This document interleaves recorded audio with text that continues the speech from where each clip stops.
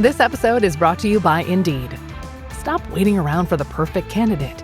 Instead, use Indeed sponsored jobs to find the right people with the right skills fast. It's a simple way to make sure your listing is the first candidates see. According to Indeed data, sponsored jobs have 4 times more applicants than non-sponsored jobs. So go build your dream team today with Indeed. Get a $75 sponsored job credit at Indeed.com/podcast. Terms and conditions apply. The world moves fast. Your workday, even faster. Pitching products, drafting reports, analyzing data. Microsoft 365 Copilot is your AI assistant for work. Built into Word, Excel, PowerPoint, and other Microsoft 365 apps you use. Helping you quickly write, analyze, create, and summarize. So you can cut through clutter and clear a path to your best work. Learn more at Microsoft.com/M365 Copilot.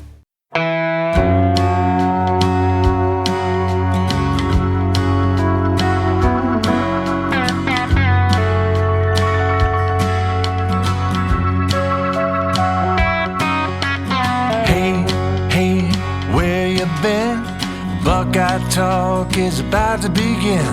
Hey, hey, hey, come on in.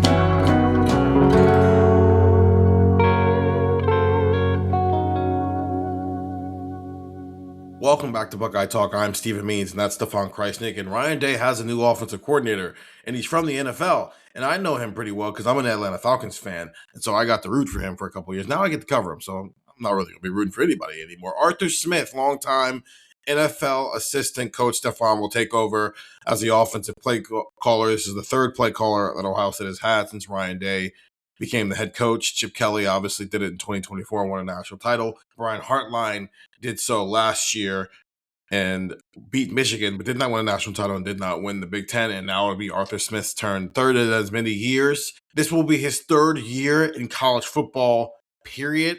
He was a North Carolina graduate assistant in 2006. And then in 2010, he was a defensive intern, essentially an analyst at Ole Miss. Other than that, he has spent his entire career in the NFL. What do we think of this decision by Ryan Day? And what does it tell us about what Ohio State's 2026 offense could look like? Feels like we were here a year ago, right? When Ryan Day hired Matt Patricia, and this hire, fits a lot of that mold just on the offensive side of things, right? Like last year we were talking to ourselves, saying, okay, Matt Patricia got a ton of NFL experience. Things didn't go great as a head coach. They were okay, or really good, I guess, as a coordinator for Matt Patricia. And then after the head coaching stint with the Lions, you kind of just had not a ton from Matt Patricia, right? Like he was not doing a ton, or at least not in like prominent roles. Mm-hmm. Ends up coming to Ohio State and is a really good defensive coordinator. And now we're doing this on the offensive side of the ball where you have Arthur Smith, like you mentioned, head coaching experience. He can be in the way that Matt Patricia is the head coach of the defense. Arthur Smith is now the head coach of the offense, right? We hear that a lot from Ryan Day when he's talking about Matt Patricia. You have a guy in Arthur Smith now who knows how to run things, right? Regardless of how well or not well it went in Atlanta or some of the coordinator stops he has experience doing that kind of stuff. And that's obviously something Ryan Day was looking for. I think, throughout this process, and there was not a lot of names like leaked out there. This was kind of a quiet process until Arthur Smith was hired, frankly. Like Brian Dable was kind of like the big name that kind of popped up, I think, early on where we were like that.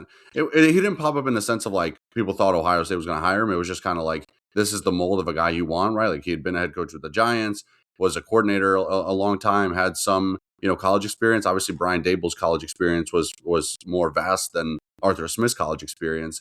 But regardless, you have a guy who's now been in that role, understands what it's like to kind of run a program at the NFL level. Now you bring that to the collegiate game where college sports and college football continues to resemble professional sports in the NFL more and more and more, right? So you have a guy who's been there, done that. And you also kind of say to him, hey, we just need you to scheme up some ball. We need you to call some plays offensively. Like we don't need you to do a whole ton outside of that. That's, I think, an inviting or I should say an enticing, opportunity, I think, for someone who has NFL experience, right? So I think this is, obviously a good opportunity for Arthur Smith, and it's pretty clear, what kind of mold Ryan Day wanted with this opening, and he's got it. And I think what's interesting too, on top of all that, is Ohio State's adding a coach to its staff, essentially, right? Like they had Cortez Hankton and Arthur Smith now filling 2 roles that was held by one guy in Brian Hartline last year, right? And you still got Keenan Bailey on staff. You still got Tyler Bowen on staff. You still got Billy Fessler on staff, Carlos Loughlin on staff, right? Like all these guys that are recruiting and coaching position rooms for you, they're all still there, on top of which now you're adding a coordinator with NFL experience. And why is that relevant is because they already had 10 assistants. And in the NCAA, I think it was 2024, they got rid of that rule limiting how many coaches you could have on the field working with guys. And so as you've seen, Ryan Day, he's already gotten creative. He had like 3 different dudes working with the offensive line, even though Tyler Bowen was technically the one who was the official offensive line coach and would be out on the road recruiting. There were 2 other people in the room who had just as big of a voice as he had in terms of developing the guys in the room. I'm sure other position groups will start to do that as well. Defensive line, right? We'll start maybe seeing sub positions and all that stuff. So you still can only have 10 on the road, but you can have as many as you want in the building doing stuff. So this is sort of the first of its kind. I think Ryan Day might be the first, at least to my knowledge, that's taking advantage of the fact that, hey, I can have more than 10 assistants. So while I have 4 position coaches on offense, my mouth, or is it 5? My mouth is all great. Fessler, Bailey, Lockton, Hankton, Bowen. Yeah, 5 position coaches on offense who are essentially your hunter-gatherers. They go recruit, they go develop the room. Arthur Smith is a chef. You bring him the materials, and every Saturday, his job is to create a meal that's championship level on offense. It's kind of the same thing on defense, though. Matt Patricia can go out on the road and recruit. He's been doing so. Like he's been out with Ryan Day seeing offensive linemen. He's been out with James Laurinaitis seeing linebackers. Matt Patricia is really enjoying himself at the college level. It's quite interesting to see. But the bigger picture concept here is he doesn't have a position room. Larry Johnson runs the defensive line room. Tim Walton runs the cornerbacks. Matt Guerreri runs the safeties. And James Laurinaitis runs the linebackers. They're the hunter-gatherers. They go out and develop.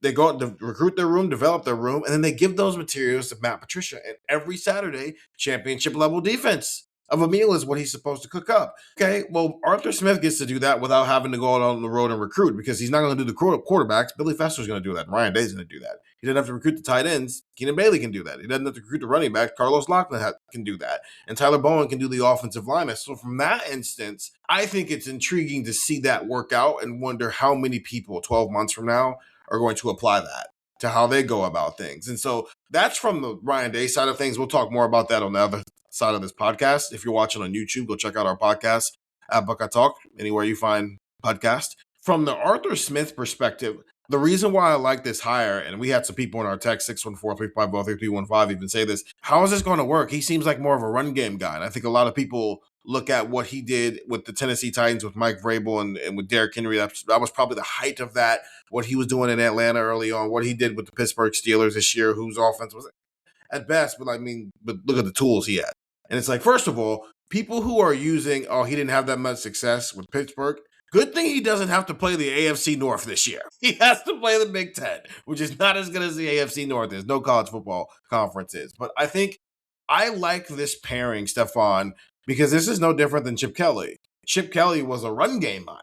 The passing offense, there's nothing wrong with the passing offense. Is it always perfect? No, but in terms of the concepts and the things they do, this is as good of a passing attack as there is in college football. So if you marry what Ryan Day already brings to the table from a passing game standpoint and what the offense is, and you combine that with a guy who maybe is better at the run game, which at times was up and down in 2025, maybe you get a better version of what Julian Sand, Bo Jackson, and Jeremiah Smith as a quarterback, running back, wide receiver tandem, and the only guy you lost in your offensive line room was Tegra Shabola. Maybe you get a more well-balanced machine on offense in 2026. Yeah, and it's obviously a small sample size with, Ryan Day giving up play calling duties now going into, a third year of that, right? So it hasn't been a ton of Ryan Day handing over play calling duties, but in the small sample size we have, and maybe this doesn't mean anything, but in 2024, you had a really smart, run game mind come in and pair with Ryan Day's passing offense,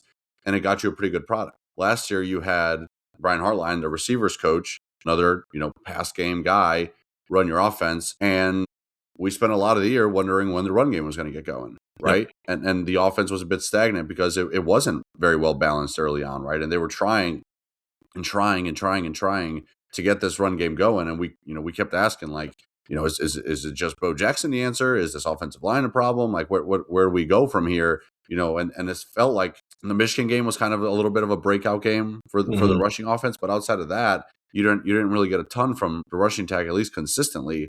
Okay, now you bring another run game guy to pair with the passing offense. You at the end of the day, this is still Ryan Day's offense, right? Like this is not Arthur Smith bringing everything they ran with the Steelers and saying this is what we're going to do at Ohio State. It's still Ryan Day's offense. So you're taking that offense, which is always a strong passing attack, pairing it with another guy who's really smart in the run game. Maybe you do have a more balanced attack, right? And you don't have to spend the entire 2026 season trying to get that run game going, because maybe it gets going a bit quicker because you have a guy like Arthur Smith in the building.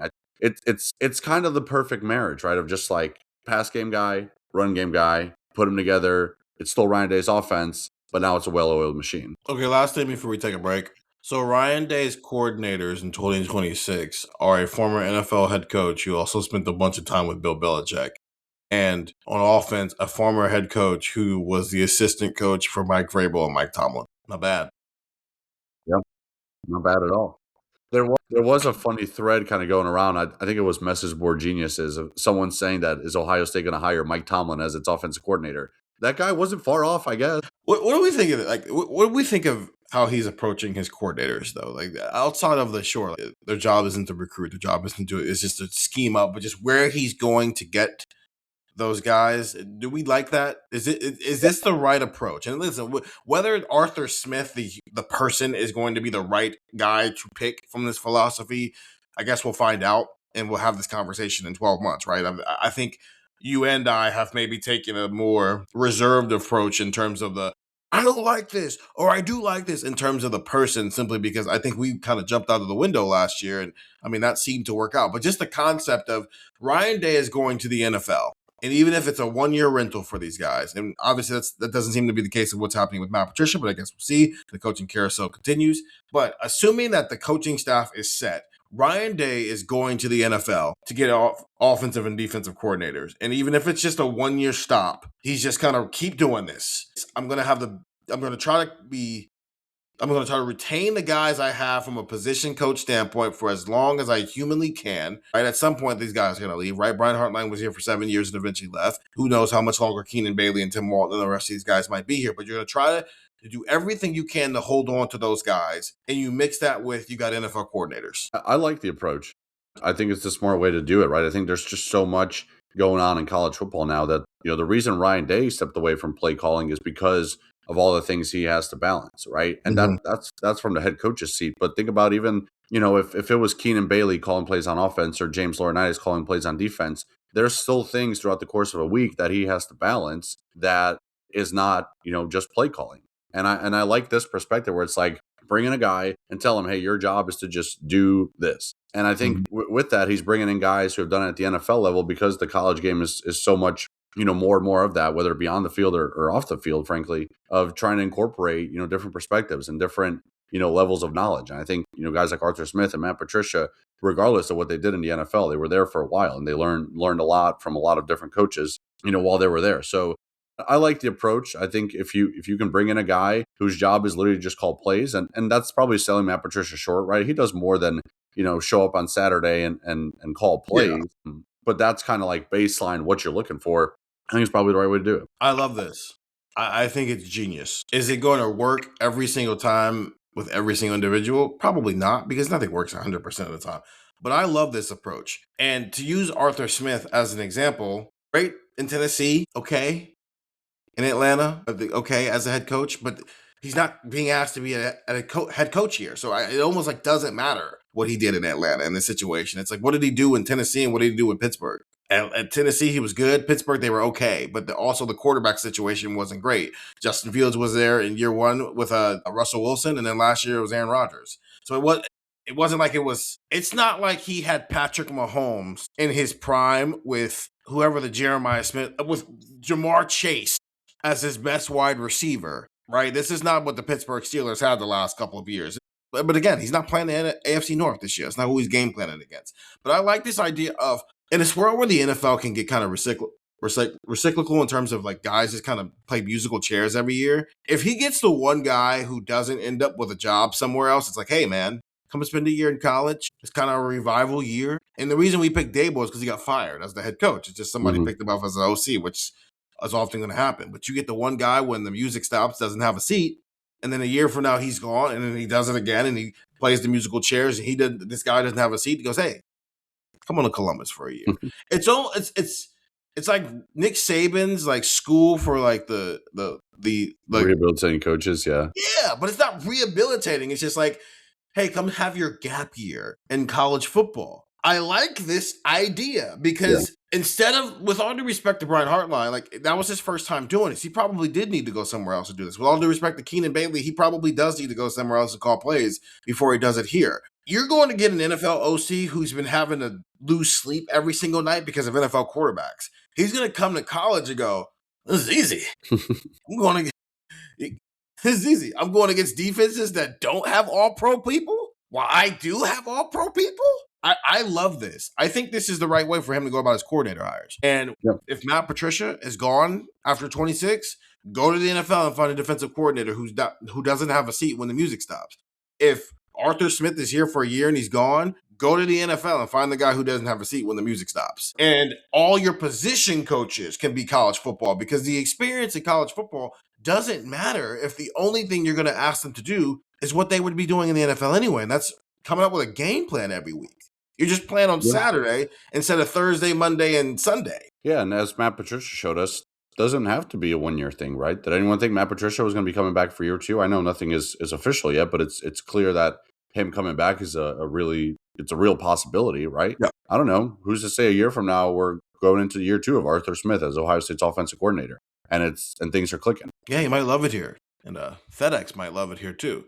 614-350-3315, 2-week free trial, $3.99 after that. Okay, that's part one of this conversation. We also did a video, so if you're listening, go watch it on YouTube. If you're on YouTube, go check out the rest of our podcasts on Buckeye Talk, wherever you find podcasts, and get the text 614-350-3315, 2-week free trial. When we come back from this break, I want to transition just outside of just Arthur Smith and what he brings to the table, and we can continue to do that throughout the week, and just like what we think this offense might look like. And I want to put the spotlight on Ryan Day a little bit as he enters, I think this is year 7 or year 8 of him as the head coach here. He's still less than 10 years old as a head coach, period, in his career.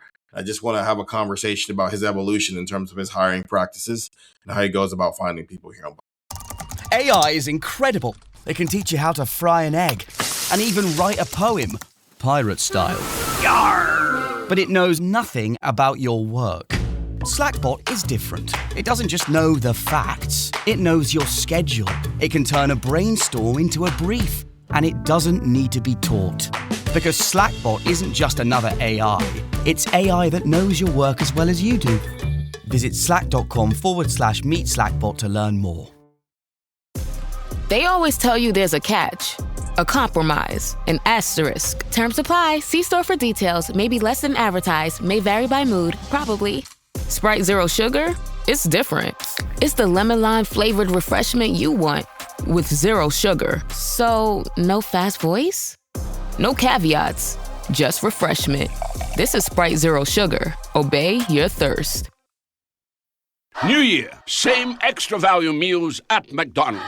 So now get 2 snack wraps, plus fries, and a medium soft drink for just $8. For limited time only. Prices and participation may vary. Prices may be higher in Hawaii, Alaska, and California, and for delivery. It's football season, and you can now get almost anything you need for game day delivered with Uber Eats. What do we mean by almost? Well, you can't get a running back delivered, but you can get baby back ribs delivered. A strong defense? No. A strong deodorant? Yes. The 6-pack of abs? Nope. 6-pack of beer? Yes. Get almost anything for game day delivered with Uber Eats, official on-demand food delivery partner of the NFL. Order now. Alcohol 21 plus and in select cities. Product availability varies by region. See app for details. And we're back here on Buckeye Talk. Stephen Means and Stefan Krajisnik coming to you on a Monday pod, which somehow turned into a Leave No Doubt pod. But to be honest with you, this probably fits the billing more than anything else, because this is these types of decisions are why Ryan Day has put such an emphasis on the concept of leaving no doubt back in 2024. Because when you win a national title, you can be intrigued by the decisions, but you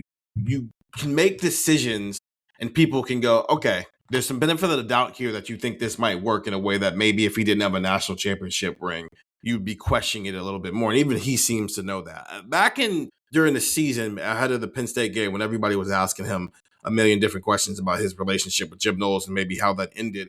I asked him about not just Jim Knowles, but just his hiring practices in general. And I was meaning it more from a defensive coordinator standpoint, but I think it applies overall as well. I essentially just asked him about the concept that he's always brought up of the most important thing is having the right guys in the right seats and how he came about that philosophy, how he's applied that, and how that's maybe changed across multiple different hires. And on defense, that's Jeff Hafley, Kerry Combs, Jim Knowles, and now Matt Patricia as defensive coordinator. On offense, offensive coordinators in terms of play callers, that's been Chip Kelly, Brian Hartline, and now it's Arthur Smith. And here's two different sections of a quote that I thought was very interesting as an answer to my question. Early on, you make decisions based on a recruit or two, or maybe the public sentiment. But you've got to do what's best for your team. Continuity is important, but you've also got to do what's best. The guys have to feel like you're doing everything you possibly can to make sure you're bringing in the best guy to help them. You talk about fans, you talk about boosters, you talk about the people in this building, you talk about the parents of recruits, you talk about the recruits. Everybody's got an opinion on all those things. And nowadays, people can just decide to come and go through the transfer portal. We have to take all those things into consideration when we're making the hire. But at the end of the day, we have to make the best hire for Ohio State, period. And he went on to talk about Nick Saban. And he said Coach Saban was really good at it. All those great runs that he made, each year he'd have guys picked off of his staff.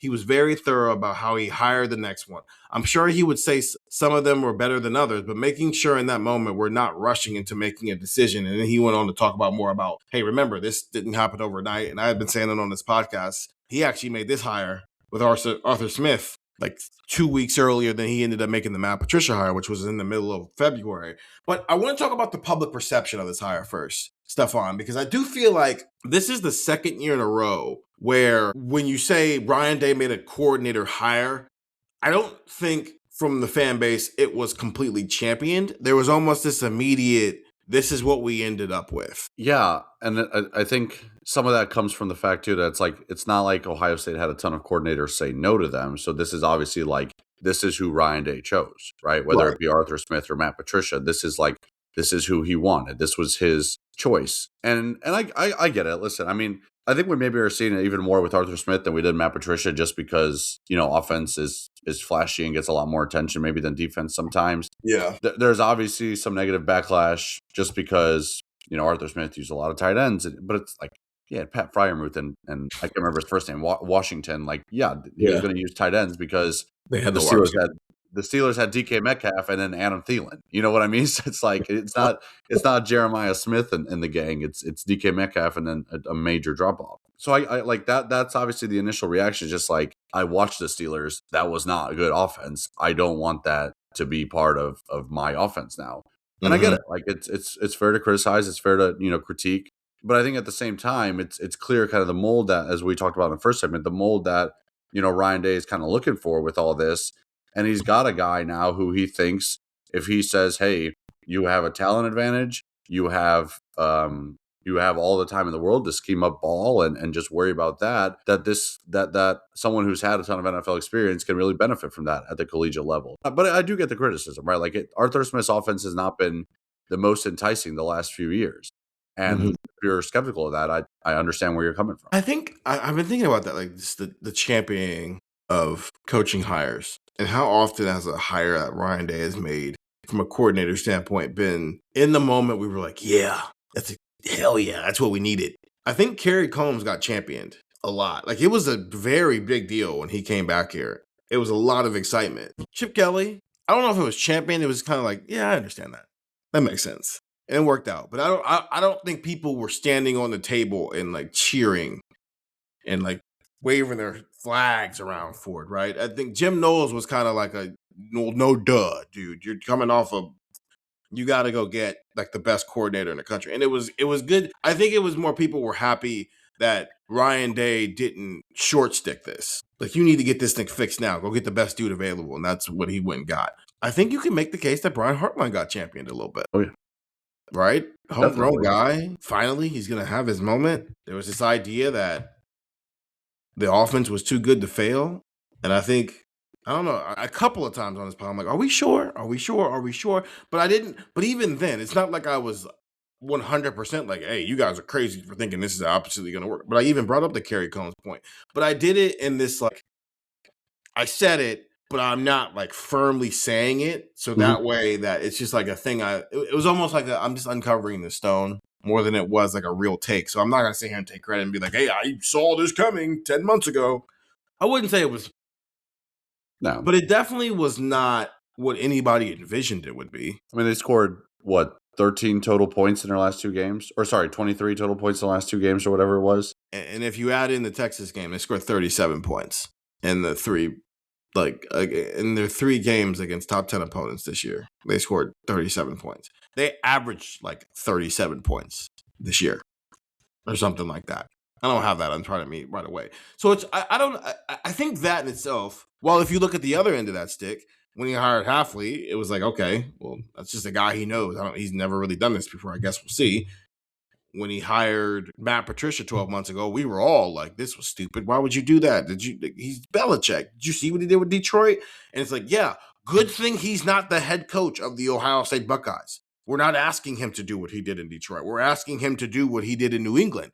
And that's being a really good employee of Ryan Day. And that's what we're asking of Arthur Smith, which is why I said earlier that the head coaching experience, it's good because he has that experience. And so he knows what it's like to be in Ryan Day's seat.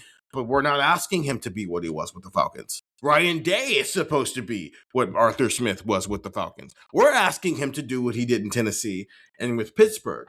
And I think part of it is this idea of like, you could have got better. And I don't know if that's true. I think Ohio State it's probably the best job in college football, right? I mean, it's like if we're talking coordinators, yeah. I mean, what Matt Patricia and Arthur Smith are being asked to do, it's hard to find a more enticing job. But you'd rather be in the NFL. Yeah. Is that a fair way to like describe? It's like, oh, this is a really good job, but if there's an NFL job, I'm going to take the NFL job. Yeah. Yeah, I think NFL is still king in that way. I mean, Justin Fry left to be an offensive line coach after he was an offensive line coach. He left to go do it at the NFL level. Like there's still I think the appeal of the NFL that will reign supreme for X amount of years to come. And so there is an element, I think, if you are a college head coach and you're looking to go find your coordinator in the NFL, you're not going to be at the front of the line the same way you would be if you were looking for your coordinator in college football. Yeah. And so go ahead. I think if you're Ohio State, like that's the perfect spot to be in. Right. Like that's why. I mean, listen. You and I both thought that this hire was going to come maybe even later. Mm-hmm. Like I don't know. Brian Dable's not done interviewing yet. Arthur Smith's not done interviewing yet with these NFL jobs. Like maybe it'll take even longer. This is the perfect spot to be in because here's if we're talking coordinators, right? And I know Brian Dable was like interviewing for like Bill's head coaching job and like stuff like that, but like he was also interviewing for some OC jobs. Mm-hmm. And Arthur Smith, I don't think got any head coach interviews. I'm sure he got some offensive coordinator interviews. I should have checked that before we started recording, but it's basically like here is the line of NFL jobs, right? Mm-hmm. From a coordinator perspective. Offensive coordinator, let's say the Bills is like number 1. You want to be the coordinator with Josh Allen there. Like that's the best OC job there is in the NFL. Okay. And then it goes down to number 32, and that's probably where like sorry to our listeners, like that's maybe where the Browns are in terms of like offenses you want to run. Yeah. And then next in line at number 33 is Ohio State. Yep. So, hey, Arthur Smith, 1 through 32, you're not getting one of those jobs. Guess who's knocking on the door? Number 33. You're first in line among the college teams. That's where Ohio State is. Mm-hmm. I think that's a good spot to be. And I think, Chip Kelly got a crazy amount of money to go be the offensive coordinator for the Las Vegas Raiders. Now, granted, it didn't work out, but that's not like Ryan Day's problem at that point. What Chip Kelly does with the opportunity is on Chip Kelly. It's no different than with the NFL. It's like when people go, oh man, Ohio State quarterbacks haven't worked in the NFL. That has nothing to do with Ryan Day. He's not coaching them in the NFL. Ryan Day's job is to get them a job. Once you get a job, his job's finished. It's like we went to the school, right? You went to Indiana, went to Kansas State. Their job is to prepare us to get a job. So if you suck at this now, Stefan, that's not Indiana's fault. And you're 5 years removed from college, it's your fault, right? So I think it works the same way with court.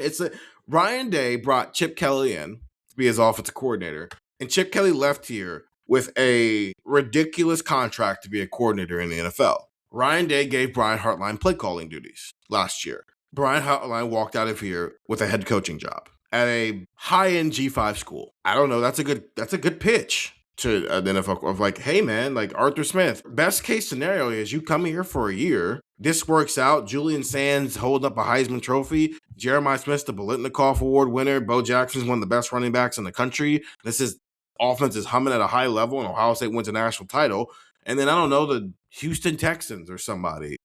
I don't know whose offense is all stunk in the NFL this year, but somebody comes and gives you a crazy amount of money to be an offensive coordinator. I like that pitch part of it, but I also like the growth of Ryan Day's philosophy and all of that, because that's not where he was when he hired Kerry Combs. When it was like, it goes back to the part of the quote of like, you're making decisions based off X, Y, and Z. Why did you hire Kerry Combs? Everybody's going to love the Kerry Combs hire. He's a good recruiter. Some of these things but like you overlook the most important part, the fact that you have to be able to scheme up ball. But everybody loved the hire, right? But there's also proof of people hated this hire and it works out. And maybe I'm trying to turn a very simple, obvious concept into a 30-minute conversation here. But Ryan Day has finally figured out how to go about his hires and not really worry about what the public sentiment of it anymore is and what his team needs on a given year. And the run game wasn't good last year. The passing game was fine. You probably needed to go get an offensive coordinator who had some run game background. I think we all said Brian Dable, but he's a quarterback guy. So like, does Ryan Day really need another quarterback guy? Right. In here? Probably not. Yeah, like it's nice, but it's if you have a certain way you want to develop quarterbacks, and I don't know, it's working out pretty well right now. I don't know if you need another quarterback guy in here. What you need is a guy who maximizes the offense, which means maybe like anti-Day. Ryan Day is good at the passing game, so which means you need to bring somebody in here who can handle the run game elements and those types of things. Okay. On defense, what did you need there? Okay, with Kerry Combs, it's like, we need to just get the room back together. So you went with a guy who could recruit. Kerry Combs recruited Denzel Burke. Kerry Combs helped get that room from a talent standpoint where it needed to get to. Okay, when Kerry Combs was no longer here, and it's like, okay, we have the talent now. Now we need a guy who can scheme up the talent and not really worry so much about recruiting. So he went the entire other way and got Jim Knowles, who couldn't recruit for squat, but he could scheme up some ball. And now he's got Matt Patricia, who I think in the weirdest way possible is like the best of both worlds, because recruits seem to love him and he is obviously really good at scheming up ball. Offensively, what did he go with first? He went with Bill O'Brien, a guy with head coaching experience, a lot of coordinator experience, and brought in a different perspective than he was going to bring in, just because that was necessary at that point, because it felt like the offense had gotten stagnant. When Bill O'Brien left, he went back to comfort, but it was like good comfort because it was Chip Kelly. This is essentially it's like his football big brother who also, again, run game guy. And it worked perfectly. I think the Brian Hartline thing had just kind of reached the point where you kind of have to do it. He'd been here forever. You got to give him the job or maybe you might lose him. But even that, you can't be in a position where you're making decisions based off of losing people, whether it's guys to the transfer portal or assistant coaches to other jobs. And I think on both sides of the ball, he has learned that lesson. And so what is he doing this time around? He's getting creative. I've got my 5 offensive assistant coaches. I've got an offensive coordinator who is really good at the run game stuff to pair with what we already can do in the passing game. And it doesn't matter if it makes Keenan Bailey a little frustrated that he's not the play caller. And that's not saying that Keenan Bailey is. He's probably completely fine with this hire because this didn't spring on him yesterday or Saturday when it popped off, right? But it's what's necessary. Whatever this team needs in the moment, regardless of how people feel about it, that's what I'm going to do as the head coach of this football team.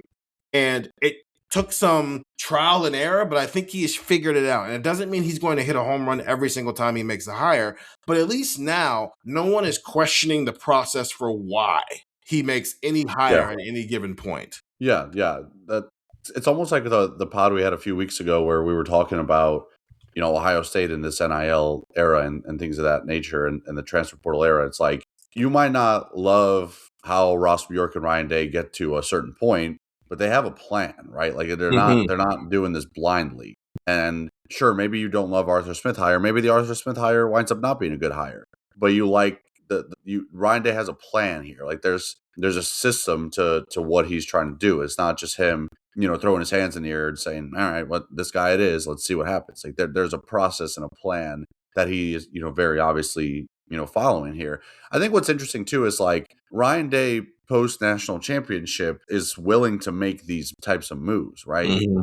I don't know if like Would you characterize hiring Arthur Smith and Matt Patricia as risky? How would you like characterize being like it's different? It's It's gonna be critiqued.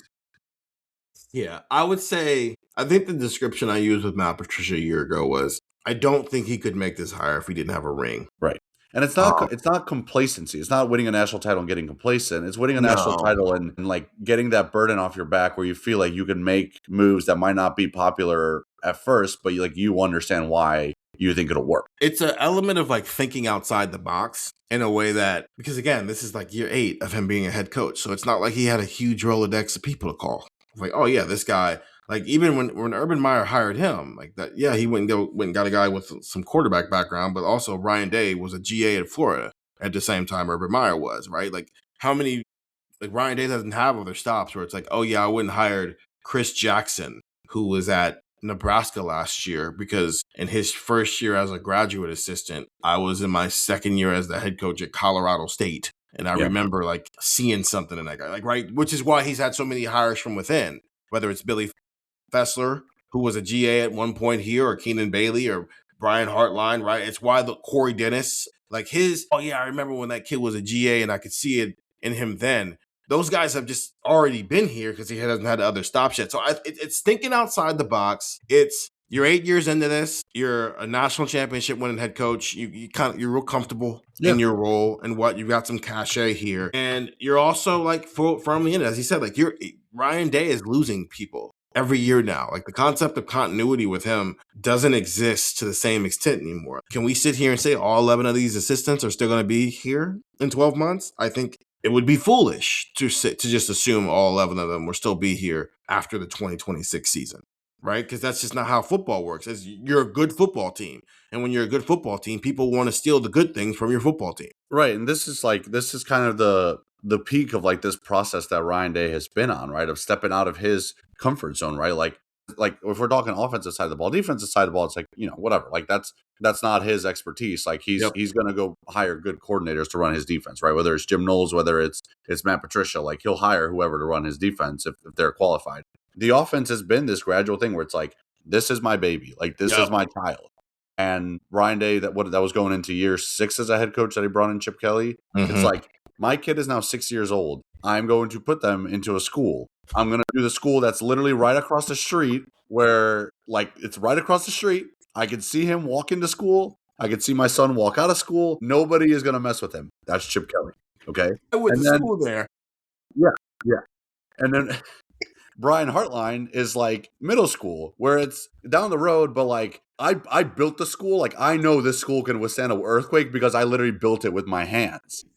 And now Arthur Smith is like, all right, you're high school. Like, good luck, kid. Like you might get bullied. You might get beat up on I guess not the playground in high school, but like you might get beat up and stuffed in a locker, but like, that's all you, bro. Like you got to grow up. The tools, man. You got to go out there and fight for yourself. Right.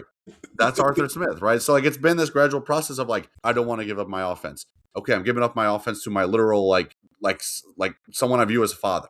Yeah. Now I'm giving up my offense to someone who views me as a father. And now I'm giving up my offense to someone that I don't really know, but I think he can scheme up some balls. Like this is the process of Ryan Day, like from young head coach trying to figure it out to coach that's won a national championship. Feels like he can get a little frisky sometimes with the hires that he makes. And now we're here with Arthur Smith. That like this is the process, and it's gotten to this point. And I think that's an important step for Ryan Day, because whether Arthur Smith works out or not, whether Arthur Smith stays beyond this year or not, it doesn't matter, because Ryan Day, like that, this is the important part. Ryan Day is comfortable doing what might be riskier, bold, however you want to describe it, but it's the best move, right? He's willing to make the not popular move because he believes it's going to be the best move. That he wasn't there 3 years ago, like willing to do that. It feels like he's there now, and that's an important process that you want your head coach to get to. And it's because this is not saying he never understood this, but when you start talking like it a little bit more, there's some weight to it. Ohio State's not going anywhere. And I know people were freaking out when they were losing a bunch of people to the portal and whatnot, and there's a lot changing in the sport, and all of a sudden Indiana's the reigning national champion and whatnot. Like, I understand the future is always scary when it's unknown. Ohio State's not going anywhere. Ohio State has always been Ohio State and will always be Ohio State. That's Ryan Day's job, to ensure that. Who the people are in the seats are going to change. all the time, which is why he's been so big on continuity. It's like, why did he bring in Matt Patricia? Because he didn't want a bunch of dudes coming in here and bringing in their own people and changing things up. No, this works. You bring yourself, and I know he brought one other person, but you bring yourself. We have the assistants. We've got the quality control guys. We've got the GAs. We have a system in place. Your job is to sit down and run the system, Matt Patricia. And if you want to, if you got some ideas of how we can maybe accentuate this part of the system versus this part in a given year, cool. But this is our system. Run it. And don't give up more than 10 points a game. And Matt Patricia said, deal. All right, Arthur Smith, this is our system. We have elite receivers. We have elite quarterback play. Our running backs, it's a little bit more by committee, but we should be elite there. Every position should be position you. We have an experienced, deep offensive line room. We have Keenan Bailey has turned this into tight end you all of a sudden. Who would have thought? We have a system. Arthur Smith, you're not coming in here to run the Arthur Smith offense. You're not coming in here to do what you did with Tennessee. You're not coming in here to do what you did in Pittsburgh. You are coming to run the Ohio State offense, because this offense is going to be here before you were here, while you were here, and after you are gone. Your job is to maximize this offense. And I think when he's talked about like that a few times. When the first time we talked to him after Brian Hartline left, he was like, Brian Hartline's great and all that is fine. Like, Ohio State's not going to go anywhere because Brian Hartline's leaving. It's bigger than one assistant coach. And that's where the part where he was talking about, Saban used to, that's true. Like, Saban had a bunch of different people coming in there. And it's like, Saban had so many people coming in there that every time that ESPN plays a game now, they have to remind us that, like, this guy was a part of the Saban tree too. If a dude was a GA at Alabama for 6 months, it's like, he's part of the Saban tree. And Lanning and Kirk Cignetti. First of all, I hate that they're using Kirk Cignetti. And I get it. He worked at Alabama for a couple of years there and he coached Julio and whatnot. But like, y'all were not claiming him as part of the tree until 24 months ago. And even then you weren't doing it. You weren't doing it until like 24 days ago is when you started claiming Kirk Cignetti as part of your tree. So stop that. But what's the constant there? Whether it's Kirk Cignetti, whether it's Dan Lanning, whether it's Mario Cristobal, whether it's Kirby Smart, Lane Kiffin, Steve Sarkisian, Brian Dable, who we talked about earlier. The consistent thing is Nick Saban. That's all. So like all this other stuff is great as long as Ryan Day is there, and then Mark Pantoni and Mick Marotti. Like everything else is a movable part. And those three are the foundation of Ohio State football. And I think it's been cool that Ryan Day's talking like that now, but you're also seeing it with how he's going about hires. I don't know if he's going to get Jim Knowles again, where Jim Knowles was here for 3 years and those players got to grow in that system. I don't know if he gets that ever again. Maybe he might only have a coordinator for 15 games and then he's got to go do this again. So if everything else is already in place and working at a high level, and all that dude has to come in here and do is sit down in the seat and fly the plane, then there's no reason to be concerned that Ryan Day is going to make a hire that's going to fundamentally jack up a year. Yeah, and bringing in an NFL guy too, like kind of, helps in the sense of your rosters changing, right? Like NFL guys deal with changing rosters, not to the extent of maybe some college programs, right? Like, I don't know, the Steelers don't have 17 players going into the transfer portal at the end of the 2025-2026 season. But there are free agents that come in. You got to learn how to use those guys. There are changes at quarterback. You got to learn how to deal with that. That's an element that Arthur Smith gives you. And you're right. Like it goes back to that quote you mentioned at the start of just like you can't. We've like it happens so often. It happens actually a decent amount in college basketball too, where like you have a recruit and like this assistant coach is like the reason that he's committed to you, and it's like I can't fire this assistant because then I lose that recruit. It's like I don't know, man. The next 5-star will be there. You know what I mean? Like he held on to Chris Henry as Brian Hartline was walking out the door. Right. But the thing is too, like, I don't know, Brian Day wasn't going to fire Brian Hartline if Brian Hartline didn't leave for USF. No. But it's like, if it had gone so poorly where like Ryan Day needed to make a move, guess what? You're not keeping Brian Hartline just because Chris Henry Jr. might decommit or not. You know what I mean? Like players come and go. Like that's part of this too, of just like, you can't just make the safe hire because it might get you a player or something like that. Like go out and get Arthur Smith. I don't know. Like, is it going to matter? Is there going to be a recruit that says I'm not coming to Ohio State because of Arthur Smith? Maybe, maybe not. Guess what? If there is, whatever, dude. Like, we'll find the next running back. We'll find the next left tackle. Like, I don't care. So I just want someone who can scheme a ball, and I want him to call Y cross when it's time to call Y cross, and I want him to call inside zone when it's time to call inside zone. Like that's That's all I want. That's all I need. And that's kind of feels like what he's getting here. And it's across the board, right? There were times in the past when it felt like Ohio State didn't use the portal to bring guys in because it's crazy how we've gotten. Back in 2022, there were conversations of like, hey, should Ohio State bring in a transfer cornerback? And they didn't do it. They stuck with what they had because they had recruited guys. They wanted to be loyal to those guys, and they thought those guys would pan out. And it came to bit them in the butt, which is how Davis and Igbinosun ended up here 12 months later in 2023. And like to go from that world in 2022 to in 2026, Ohio State let 2 highly rated Ohio-born cornerbacks walk out the door. If that's not growth as a coach, I don't know what is. Like the concept, you in 4 years, you've gone from we're not going to bring anybody in because we trust the guys that we brought in versus okay, here we are. Those guys haven't shown anything. We got to go get some guys in the portal, and that philosophy has been applied across the board. Like there's nothing they're doing for the sake of just they're not against progress anymore. So I think this is a great process for how to go about hiring your coaches. And does it mean that every year you're going to find the Matt Patricia of a coordinator? I don't know. Maybe you will though. Maybe not, but maybe you will. But maybe you will simply because I don't know. Like, hey, Arthur Smith, you just spent the last 6 years of your career trying to plan for the AFC North, the NFC South, and the AFC East. How about you take a break from that for 12 months? It's like, you mean to tell me, wait, what? I don't have to worry about the Steelers and the Ravens defenses? I don't have to think about Myles Garrett. I don't have to think about Myles Garrett. I have to worry about Rutgers? Sign me up.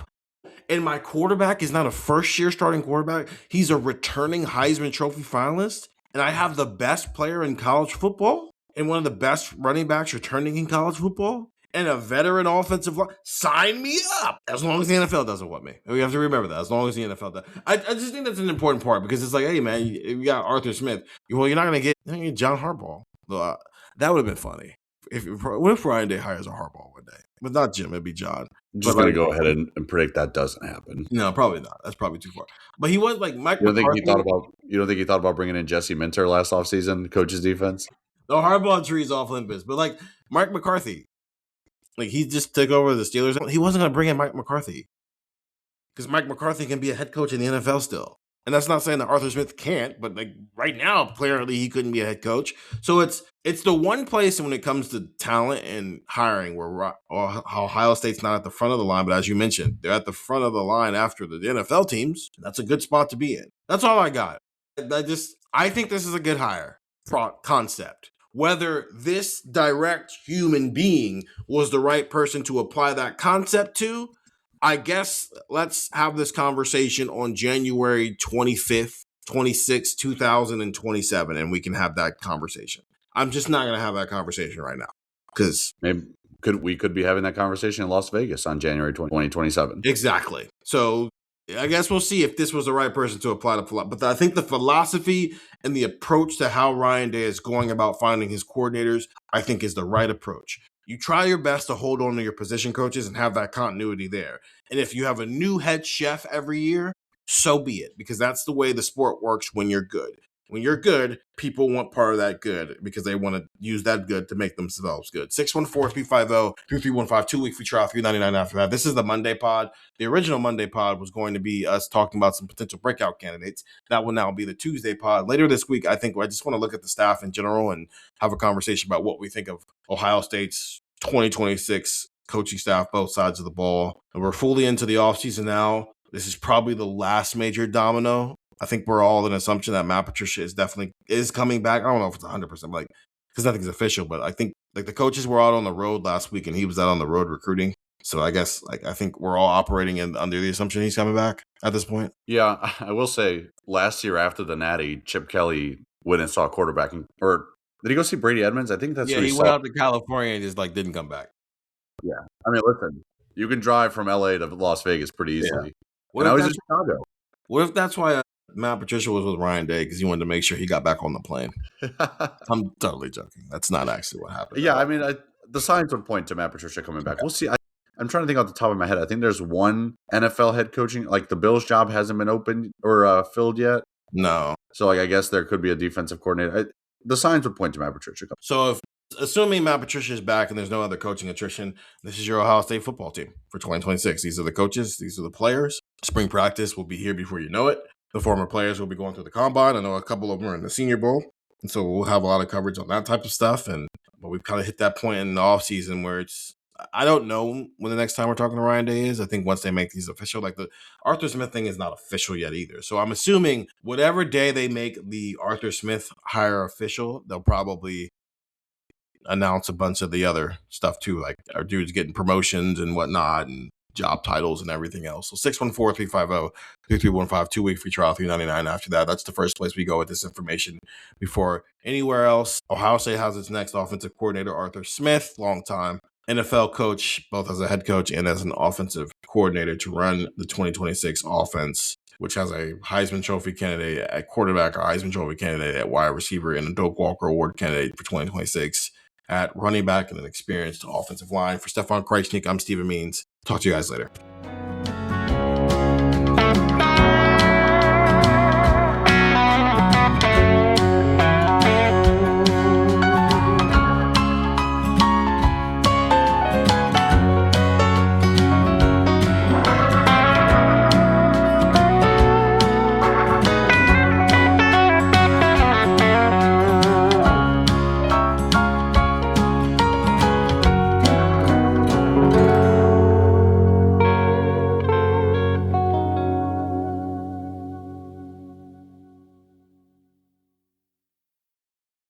Well, the holidays have come and gone once again, but if you've forgotten to get that special someone in your life a gift, well, Mint Mobile is extending their holiday offer of half off unlimited wireless. So here's the idea. You get it now, you call it an early present for next year. What do you have to lose? Give it a try at mintmobile.com/switch. Limited time, 50% off regular price for new customers. Upfront payment required. $45 for 3 months, $90 for 6 months, or $180 for 12-month plan. Taxes and fees extra. Speeds may slow after 50 gigabytes per month when network is busy. See terms.